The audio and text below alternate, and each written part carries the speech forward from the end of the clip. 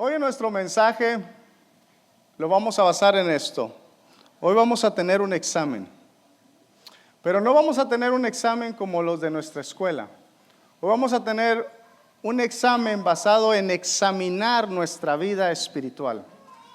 Y a la luz de la palabra vamos a examinar cómo estamos caminando en el Señor, cómo yo estoy viviendo delante de Dios. Por eso el mensaje de esta tarde lo hemos titulado Día de Examen.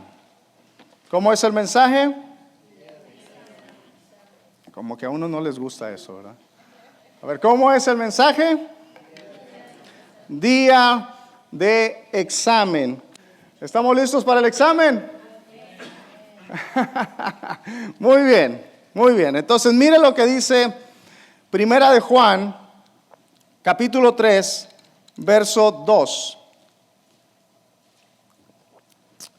Amados, ahora somos hijos de Dios. Escúcheme. Todo aquel que ha confesado a Jesucristo como su Señor y Salvador se convierte en su hijo. Entonces, Juan le está diciendo a la iglesia: amados, ahora somos, ¿qué cosa? ¿Cuántos hijos de Dios hay en casa? Entonces esta carta es para nosotros. Amados, ahora somos hijos de Dios y aún no se ha manifestado lo que hemos de ser. Pero sabemos que cuando Cristo se manifieste, y cuando Juan está hablando de esta manifestación, está hablando de la venida de Jesucristo. Está hablando lo que aquello conocemos como el rapto. Entonces Juan está diciendo, cuando Cristo venga, seremos semejantes a Él, porque le veremos tal como Él es. Entonces aquí viene la primer pregunta de este examen. ¿Está listo? A ver, por allá, no se esté copiando. La primer pregunta de este examen. Notemos que Juan está hablando del rapto.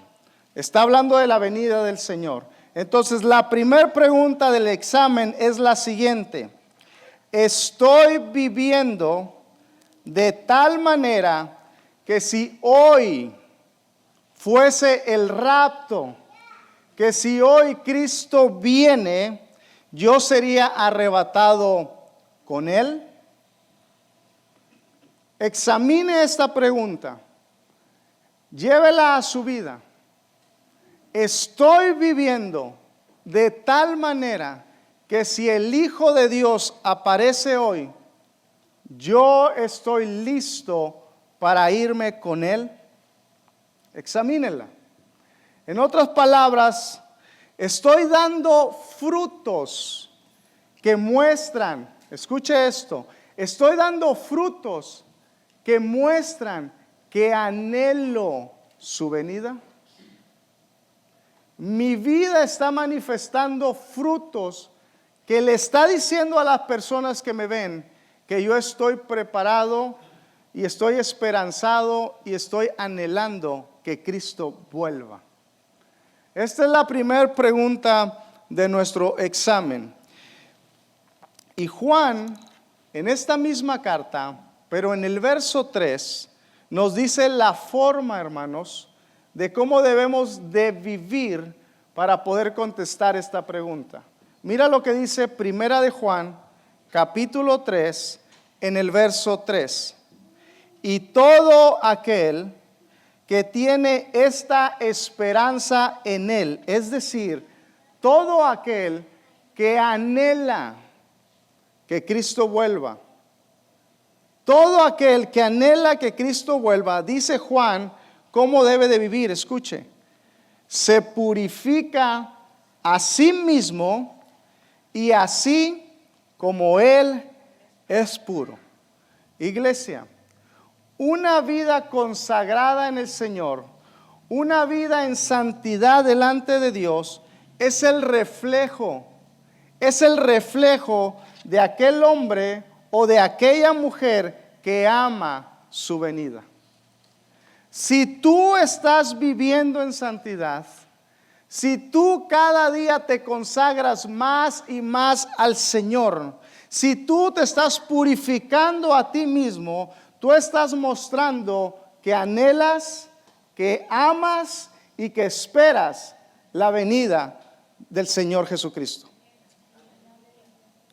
Quien vive en santidad, quien se consagra cada día, quien no compromete la verdad, está mostrando al mundo que está anhelando la venida del Señor. Es triste a veces escuchar que cuando se nos habla de la venida de Cristo, muchas personas tienen temor, tienen miedo. Y a veces esto me recuerda a cuando yo hacía alguna travesura en casa y mi mamá me decía, cuando venga tu papá. Y yo sabía a qué horas llegaba. Él llegaba como entre 4:30 a 5 de la tarde. Y ya eran las 4 y ya uno estaba. Pero era el contraste a cuando papá me decía, cuando llegue el trabajo te voy a traer un dulce. Yo miraba el reloj y eran las 4:30 y yo estaba anhelando que él llegara. ¿Por qué? Porque yo quería ese premio, quería ese dulce. ¿Cuál es realmente la actitud en mi corazón cuando escucho que Cristo viene? ¿Cómo estoy comportándome delante de las personas para mostrar realmente que yo anhelo y que yo estoy esperando la venida del Señor? Entonces, hermanos, una vida consagrada, una vida en santidad es la que refleja el hombre y la mujer que realmente anhelan, aman y esperan la venida del Señor. Por eso Pablo le escribe a Timoteo, en 2 de Timoteo, escríbelo ahí al margen, en 2 de Timoteo, en el capítulo 4, en el verso 7 al verso 8, y mira lo que Pablo le escribe a uno de sus hijos espirituales.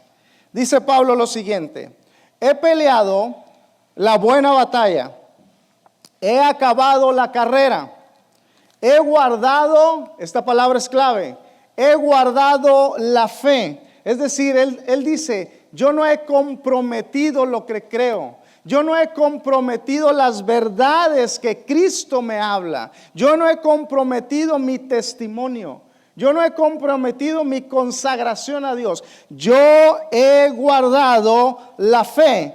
Por lo demás, dice Pablo, me está guardada la corona de justicia, la cual me dará el Señor, juez justo. Aleluya. Tenemos a un juez justo en Cristo. Él no va a hacer injusticias. Cuando tú estés delante del Señor, Él no te va a juzgar de una forma equivocada. Él te va a juzgar justamente. Y dice Pablo, en aquel día, y no solamente a mí, sino también a todos los que aman, ¿qué cosa? Su venida. Una vida consagrada, hermanos, una vida en santidad va a reflejar en mí que yo amo, que yo anhelo y que yo espero la venida del Señor. ¿Cómo contestamos esta pregunta entonces? ¿Estoy viviendo de tal manera que si hoy Cristo aparece entre las nubes, yo sería arrebatado con Él? Contéstela en su corazón. Número 2, Primera de Juan, capítulo 3 nuevamente, pero vamos a leer ahora el verso 6.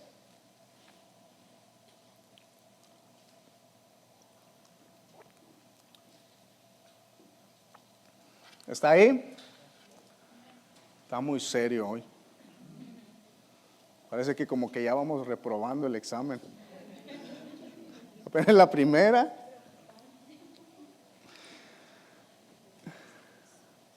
¿O no estudio? Primera de Juan, capítulo 3, verso 6. Mire lo que dice la Escritura. Todo aquel que permanece en Cristo, ¿qué hace? A ver, dígalo fuerte, ¿qué hace? No peca. Todo aquel que permanece en Cristo, dice Juan, no peca. Todo aquel que peca no le ha visto, ni le ha conocido. Segunda pregunta del examen. A ver, por allá estoy viendo como que se andan copiando, allá pasando las respuestas. No hagan eso. Segunda pregunta del examen. ¿Vivo pecando continuamente? Examine su vida. ¿Vivo pecando continuamente? Es decir, el pecado es algo que se ha vuelto tan común en mi vida. Se ha vuelto tan común en mí.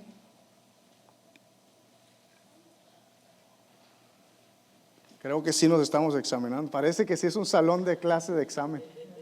Silencio todo. Vivo pecando continuamente en mi vida. Mire lo que Juan escribe, hermanos, y esto es una luz roja para nuestras vidas. Mire lo que Juan escribe sobre las personas que practican el pecado. Las personas que continuamente están en el mismo pecado. Las personas que una y otra vez siguen el mismo pecado. Mira lo que Juan dice en el verso 8. Estamos en el mismo capítulo 3. Primera de Juan, capítulo 3, verso 8. Todo el mensaje va a estar basado en el capítulo 3. Así que no se mueva de allí.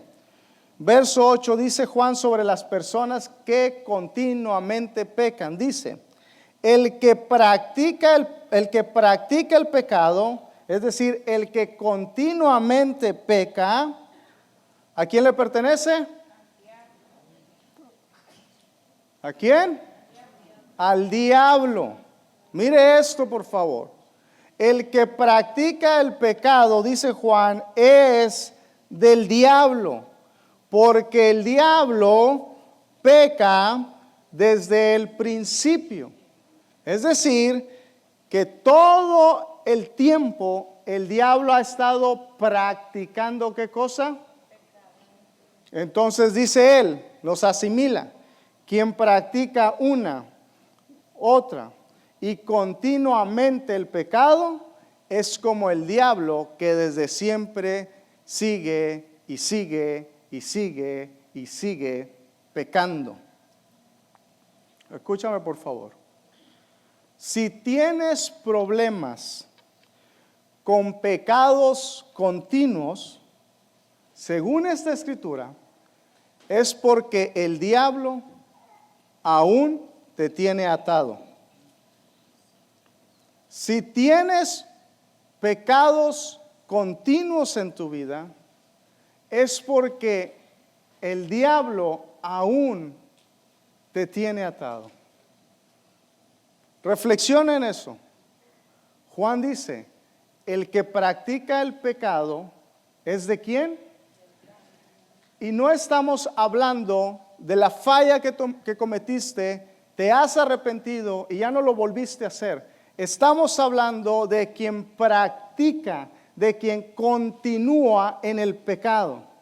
Quien practica el pecado, dice Juan, es del diablo. Entonces esto me está diciendo que si yo tengo problemas con los pecados continuos, eso quiere decir que el diablo aún me tiene atado.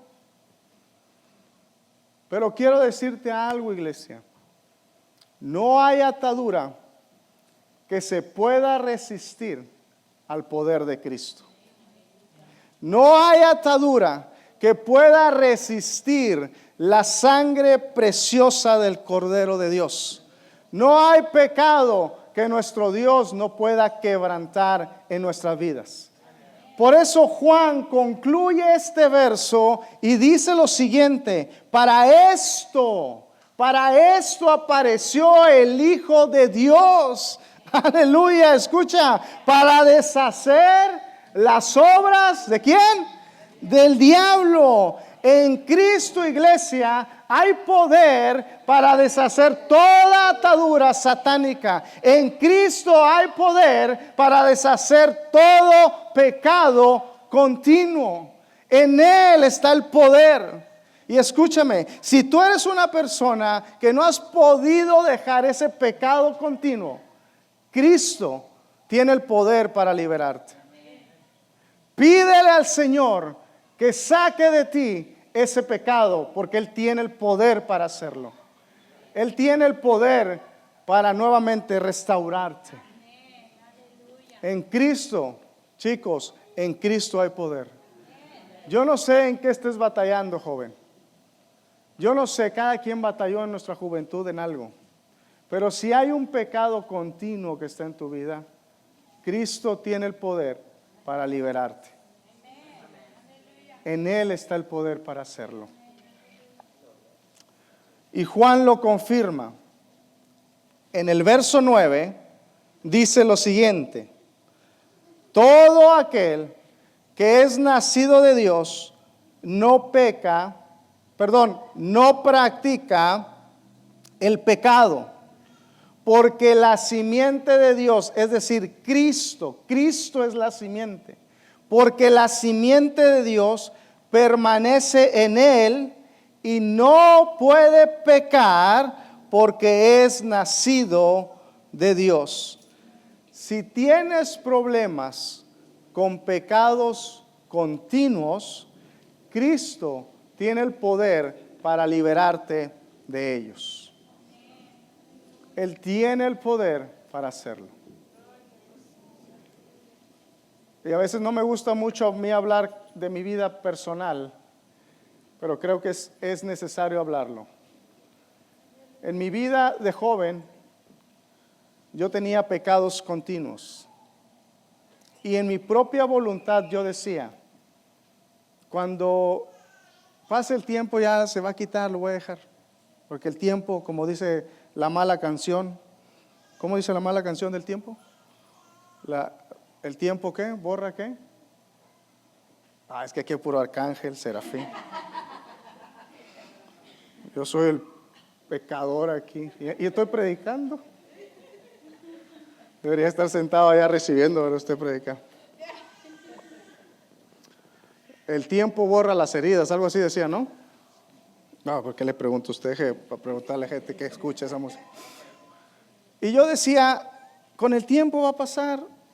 Ya cuando sea más grande, como que esas cosas no me van a llamar la atención, porque ya ahorita estoy joven y bien chévere, hay que disfrutar la vida, nunca se va a acabar mi juventud un día. Pero me di cuenta que conforme pasaban los años y pasaba el tiempo, cada vez me hacía más adicto a ese pecado. Cada vez era una necesidad mayor en mi vida de estar en ese pecado, un pecado continuo. Hasta que un día entendí que no era por mis fuerzas ni mi voluntad, sino que era por el poder de Cristo, que podía ser libre. Y ese día doblé mis rodillas a Él y le dije, Señor, lo he intentado de muchas maneras y me he dado cuenta que no puedo, pero ahora vengo a ti, me rindo a ti, Padre. Y desde ese día, jóvenes, hermanos, desde ese día algo pasó en mi interior. Desde ese día algo sucedió en mi vida que yo no te lo puedo explicar, pero lo único que te puedo decir es que no fui yo, fue Él. Desde ese día ese pecado continuo desapareció para siempre. Porque Cristo, hermanos, Cristo tiene poder para deshacer toda acechanza del diablo. En Él somos poderosos. ¿Alguien lo cree? Pues dale gloria al Señor si lo crees.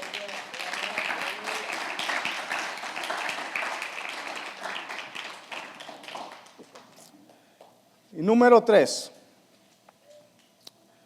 Nuevamente, en la carta de Primera de Juan, en el capítulo 3, en el verso 16, mira lo que dice.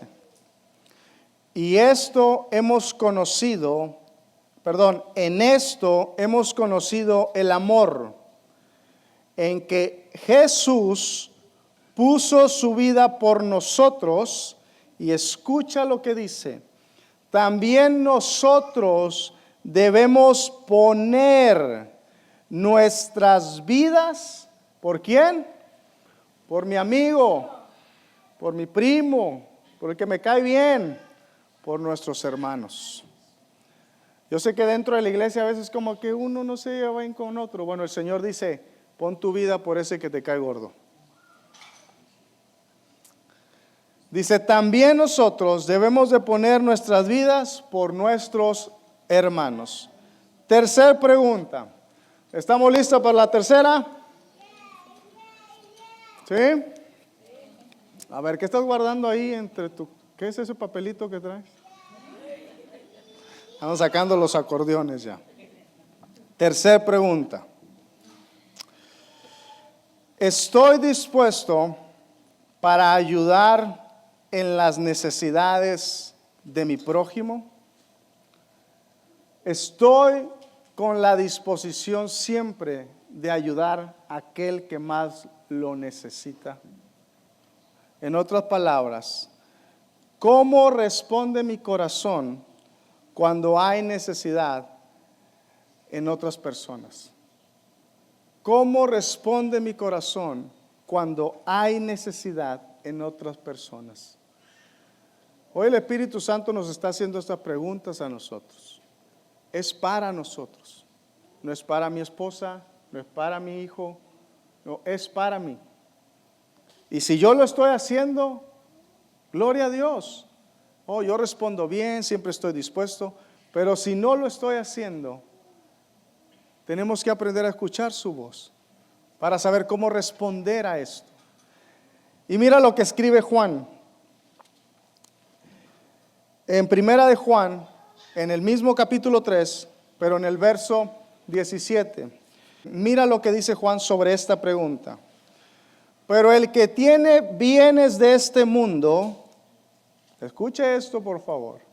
El que tiene bienes de este mundo, es decir, el que está refinado económicamente aquí, ¿verdad? El que tiene la Cheyenne. ¿Dónde está el de la Cheyenne? Ah, por allá anda. El que tiene bienes de este mundo, que no tendría que ser así, ¿verdad? Todos tenemos que estar abiertos a ayudar. Y ve a su hermano que tiene necesidad y cierra contra él su corazón. Pregunta Juan, mire la pregunta que hace: ¿cómo mora el amor de Dios en él? Juan está diciendo, si tú estás bien económicamente, no te hace falta nada y aún tienes para poder ayudar, y me dices que eres un cristiano de hueso colorado, me dices que tú oras y me dices que tú ayunas y me dices que los demonios se sujetan por la palabra de Cristo, y tú tienes para dar, pero entonces vas como ese sacerdote y miras a aquel hombre golpeado, tirado, pero como tienes, dices, lo que tengo me ha costado, y le das la vuelta. Entonces dice Juan, explícame tu teología. ¿Cómo es que Dios vive en tu corazón así? Explícamelo porque no lo entiendo. Si tú tienes para ayudar y ves la necesidad de tu prójimo y cierras tu corazón, dice Juan, yo no alcanzo esa sabiduría. ¿Cómo Dios puede habitar en tu corazón? Explícamelo por favor, dice Juan. ¿Cómo es que puede habitar en tu corazón el Señor? Cuando ves la necesidad de alguien más y le das la vuelta, le sacas la vuelta. Escúchame, iglesia. El amor de Dios no habita en corazones cerrados. El amor de Dios habita en corazones que se abren para soltar y ayudar la necesidad de los débiles, de aquellos que no tienen, de aquellos que están pasando momentos difíciles. Allí es donde se manifiesta el corazón que realmente está lleno del amor del Señor.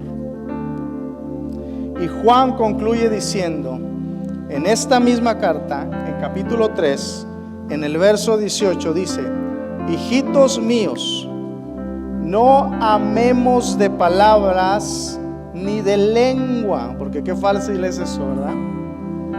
No amemos de palabra ni de lengua. Mire la forma en cómo Juan dice que debemos de amar, sino de hecho y de verdad.